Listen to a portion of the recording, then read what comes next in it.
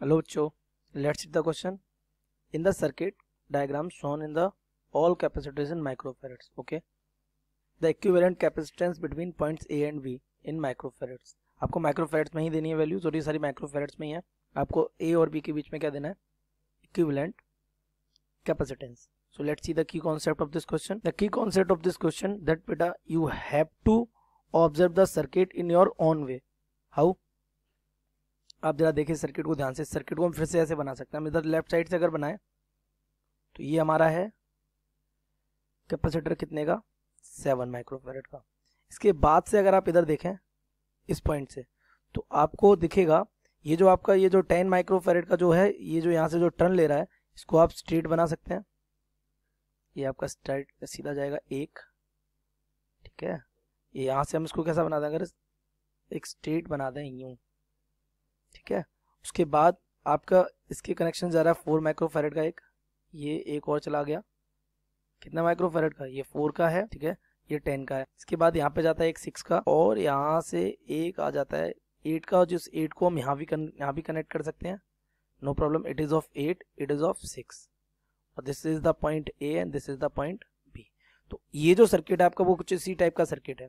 अब अगर आप इसमें इस वाले पॉइंट से अगर हम इनको देख लें, इस पॉइंट ये इसको x मान लेते, इसको y मान लेते, तो x और y पॉइंट के बीच में ये बन गया आपका वी स्टोन अरेंजमेंट है ना. वी स्टोन अरेंजमेंट क्या कहती है बेटा?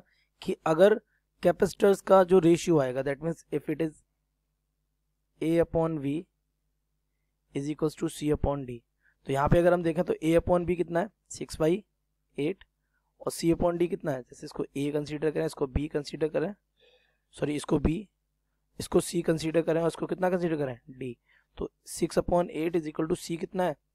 3/4. तो इनको अगर हम देखें तो ये भी कितना हो जाएगा? 3/4 equal to 3/4. So the concept says if ratio is equal then the bridge will not show any effect. Bridge कोई भी इफेक्ट शो नहीं करेगा. तो वी कैन रिमूव किसको? 10. We will remove 10 microfarad capacitor. इसको रिमूव कर देंगे तो हमारा सर्किट फिर से क्या बन जाएगा? कुछ इस टाइप का. इसमें आपको हमने क्या कंसिडर किया है? It is A B C D. इसको हमने ए, इसको बी, इसको हमने सी, इसको हमने डी कंसिडर किया है और इसको मान लेते हैं इट इज ई. तो हमें दिख रहा है क्या? A and C are in series.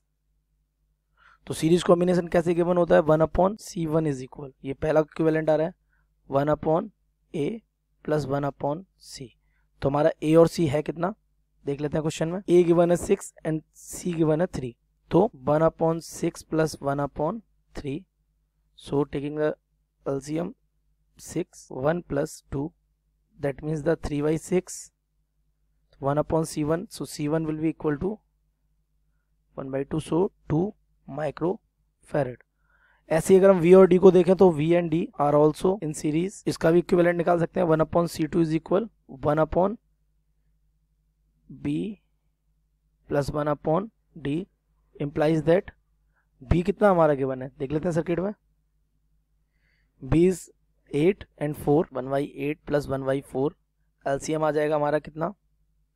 8. So it will be 1 plus 2, that means the 3/8. तो हमारा यहाँ से C2 क्या आ जाएगा? implies that C2 is equals to 8/3 microfarad. तो हम अपने सर्किट को फिर से रीड्रॉ कर सकते हैं. यहाँ भी कितना रह गया? 1, जैसे हम C1 बोल रहे हैं. इसके अपॉन में क्या आ जाएगा? यहाँ पर आ जाएगा 1, जैसे हम C2 बोल रहे हैं. और हमारा यहाँ पर एक अलग से कैपेसिटर जा रहा है जिसे हम क्या बोल रहे हैं? This is A and this is B. तो हमें दिख रहा है यहाँ पे C1 and C2 are in parallel. तो हमारा इसका मान लिया C3 होगा इसका इक्विवेलेंट. तो C3 will be given by C1 plus C2. ये हमारा डायरेक्ट होता है, इसमें पैरेलल में हम सीधा ऐड कर देते हैं इसका इक्विवेलेंट, ऐसे ही कैलकुलेट करते हैं. तो C1 is 2 and C2 is 8/3. It is 8/3. So it will be 3 is the LCM. 6 plus 8, that means 14/3 microfarad. It is C3. तो अगर हम फिर से बनाए एक सर्किट तो ये हमारा एक बन जाएगा C3 and it will be E. So it is A and it is B. Now A and E are in series, ये किस में चला जाएगा, सीरीज में. So 1 upon C equivalent will be 1 upon C3. C3 is 14/3 plus E 1 upon E is given how much 7. 3 का पहुंचेगा ऊपर, तो 3 upon 14 plus 1 upon 7. So LCM will be 14. तो हमारा ये हो जाएगा 3 प्लस 2. तो 1 अपॉन, यहाँ से देख सकते हैं 1 अपॉन सी इक्विवेलेंट इक्वल क्या हो जाएगा हमारा 5 upon 14. C equivalent will be 14 upon 5. 14 upon 5. First option is correct. I hope you have understood it well. Best of luck.